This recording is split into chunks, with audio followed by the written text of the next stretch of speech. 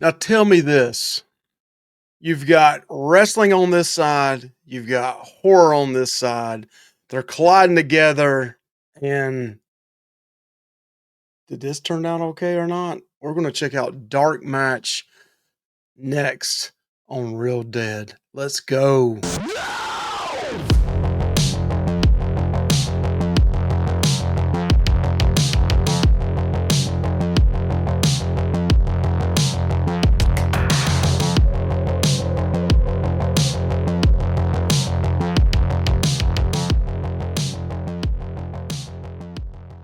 All right, so today we're going to look at Dark Match. This is a movie that's released by Shudder, I believe. There was a couple other companies that actually filmed it, but it just came out yesterday on Shudder.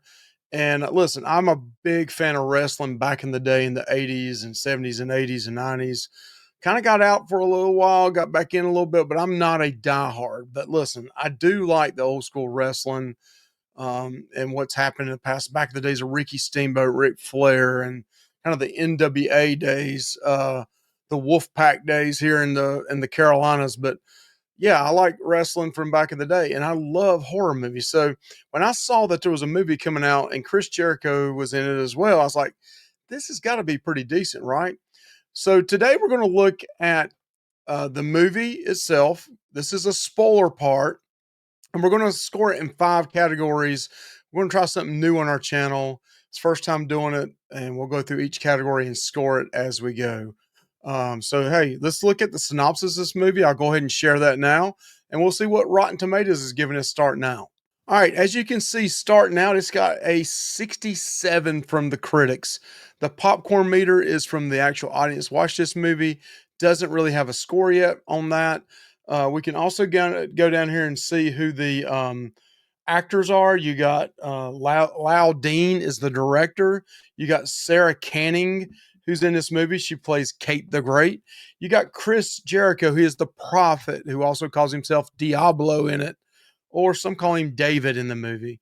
And you got Stephen Ogg, who I thought did a really good job in this movie, Michael Eklund, and then you got Ayisha Issa, and I probably butchered that name and I apologize for it. So overall, I thought, the three main actors there is Stephen Ogg, Chris Jericho, and Ayisha Issa. They didn't do too bad of a job. Not a Oscar award winning. I think out of those right there, definitely Stephen Ogg was the best of all of them. But let's go down and look at the synopsis of this movie, and then we'll go into a few spoilers. So let's read the spoilers here. A small time wrestling company accepts a well paying gig in a backwards town only to learn too late that the community is run by the mysterious cult leader with devious plans for their match. Yeah, that's pretty much the synopsis of the whole movie. So let's talk about a little bit about the movie. So this movie starts out with, and I'm gonna try to say, um, what their names were in the movie if I can remember them. But uh, you've got this wrestler here called Misbehave, who's played by Aisha Issa. She's this is listen. These are like they feel like they're in their 40s and 50s. All these actors, but they're trying to play younger actors, I believe. Overall, this took place in the late 80s. Um, that was kind of cool. You had the VHS was brought up during this. Even Betamax was brought up during this movie at one point. I thought that was also cool as well. And you have this, small time wrestling trying to make money. She starts having visions of winning this championship, and this is the Saul division, SAW, which I thought was kind of cool. It's maybe a throwback to Saul a little bit. But yeah, they get this offer. I think it was $50,000 to go to this small town and I have this one weekend match. And then once they get there, they find out that there is a match. Basically, it becomes a death match. And there's 5 elements. So let's go through the elements here. Hey, so the 5 elements are you have a wind match, you have a water match, you have a earth match, you have an inferno match, and then you have a spirit match. So in the first wind match, these two wrestlers was part of the Saul program. They're really like these religious uh, characters of wrestling, and they battle this other team, which like a knockoff Road Warriors team. and it gets pretty bloody and gruesome at the very end of it. But there's this fan in the middle of the ring, and it's blowing air up, and that's why it's called a wind match. But the Saul team passes away in that one. And then you got the water match, which is two actually people from Saul. You got a lady in there who is actually Sarah Canning playing Kate the Great. Her character is against Misbehave, and they had an earlier fight in the movie, and then Misbehave smacked Kate the Great at the very end of it. They supposedly made up for it, and they're fighting here, and basically it's a fight to death. Right? They find out real quick that something's up. The people that's guarding the wrestlers they're wearing guns, and that kind of becomes the drama of it. And this match got a little bit crazy. Water like a sprinkler was coming down. It was raining, and long story short, Misbehave won that match. She broke the girl's neck. Then you kind of find out this guy named who's Chris Jericho, the Prophet. This is like a big cult movie, like kind of a demonic, satanic cult movie. So what they're trying to do is have these five fights, and it says at the very beginning of it that basically, five deaths in the ring or something to that effect is going to happen. So each one of these elements, again, wind, water, earth, inferno, and spirit, are the four matches. Then there's an earth match, which is a guy named I think Enigma, who's a mass wrestler for the Saul team. He loses his match as well. And then there's an Inferno match, which the other guy on the heel in this actually passes away by being lit on fire. And then he said that, hey, the prophet's got his family. He's got to fight to the death. And that's how that one ends. And then you got a spirit match. And that's where Chris Jericho or David or the prophet comes out and fights the Stephen Ogg character in the match.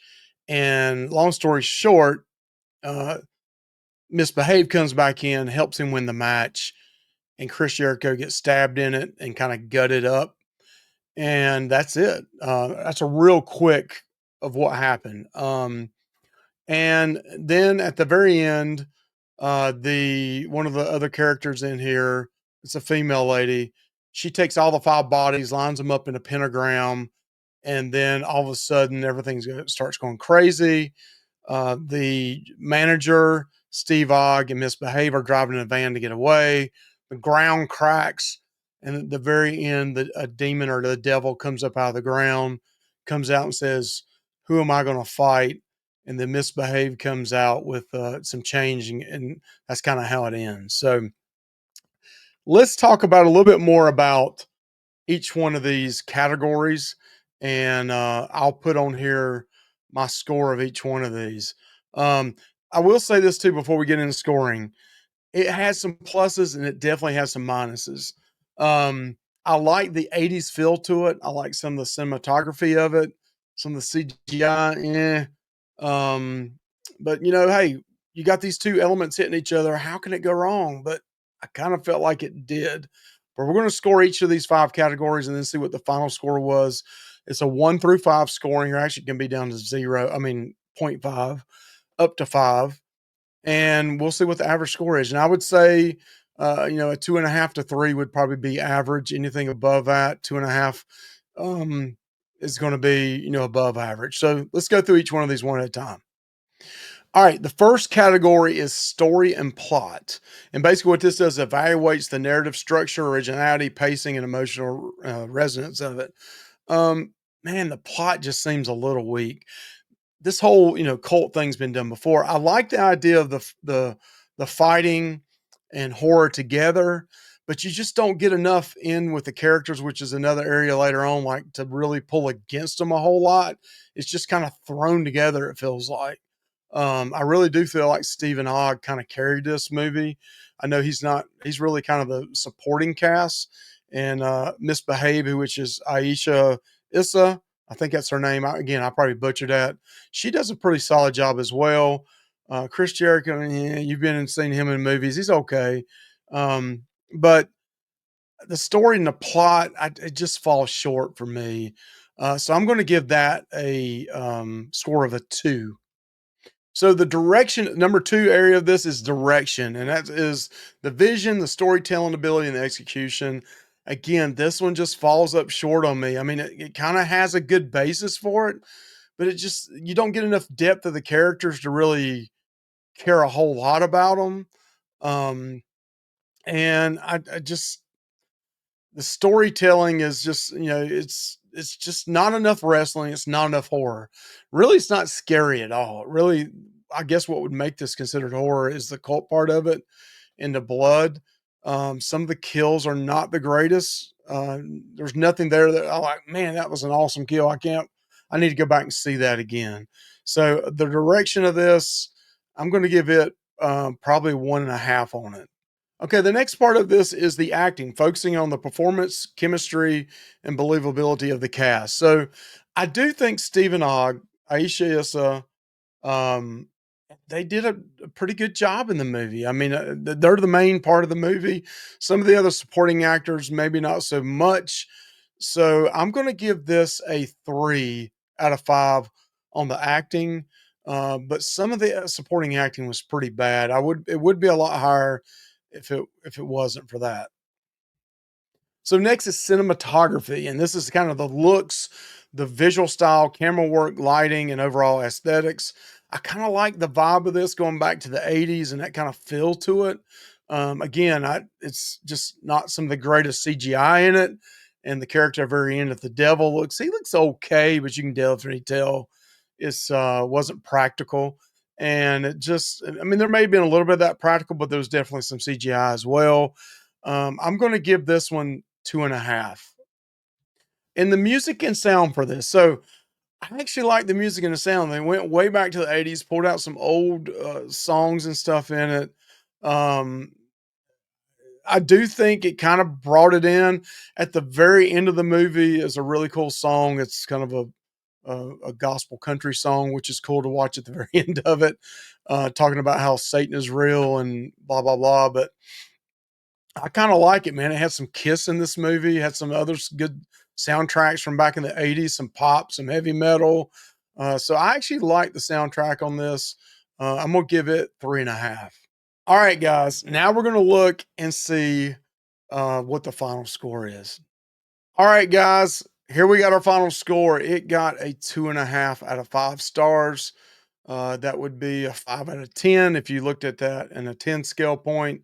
Usually 5 is average for me, 2.5 to 3 is average for me as well. I actually scored a little bit higher than I really thought it would. Maybe I should have went down to a 3 on the music. Maybe I should have went 2.5 on the acting. But my score is going to stay where it is, a 2.5. But really, now that I'm thinking about it, maybe it should be a 2. So hey, tell us what you think. Did you like this movie? Did you not? What's your opinion on it? Please like, comment, subscribe, and go see Dark Match and tell us what you think about it. Thank you.